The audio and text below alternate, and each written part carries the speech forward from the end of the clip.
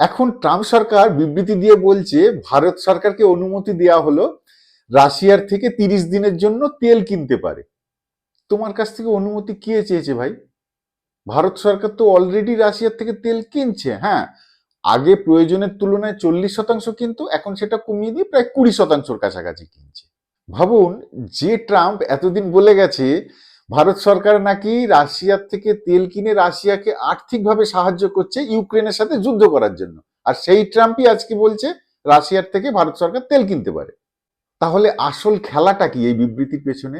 আসল খেলাটা হলো রাশিয়া ইউক্রেন যুদ্ধের জন্য আমেরিকা সরকার কি করেছে, রাশিয়ার উপরে স্যাংশন লাগিয়ে রেখেছে, যার ফলে ইউরোপের দেশগুলো রাশিয়ার থেকে তেল কিনতে পারে না। আর এদিকে আমেরিকা ইরান আক্রমণ করেছে, যার ফলে কি হয়েছে, ইরান হরমুজ প্রণালী বন্ধ করে দিয়ে গালফ কান্ট্রির তেলের সাপ্লাইটা পুরো বন্ধ করে দিয়েছে, যার ফলে ইউরোপের দেশগুলো না পাচ্ছে কিনতে রাশিয়ার তেল, আর না পাচ্ছে গালফ কান্ট্রির তেলের সাপ্লাই।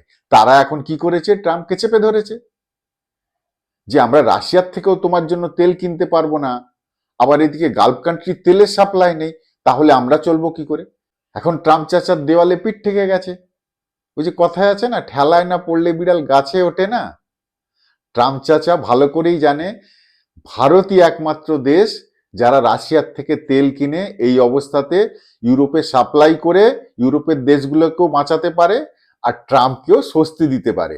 অর্থাৎ ট্রাম্পের কাছে এখন বিপত্তারিণী হলো ভারত। তাই ওটা আমেরিকা সরকারের বিবৃতি দিয়ে পারমিশন দেওয়া নয়। এখন ট্রাম্প চাচা পারলে মোদিজির পায়ে পড়ে যায় যে রাশিয়ার থেকে তেল কিনে ইউরোপের দেশগুলোকে দিয়ে এখন তুমি আমাকে বাঁচাও। যাই হোক, আমি আমার লাস্ট ভিডিওতে বলেছিলাম যে এই যুদ্ধের আবহে ভারতের কোনো মন্তব্য না করে অপরচুনিটি খোঁজা উচিত এবং সেই অপরচুনিটিটা কাজে লাগিয়ে দেশকে আরো মজবুত করা উচিত। আর এইটাই হচ্ছে অপরচুনিটি না, গোল্ডেন অপরচুনিটি।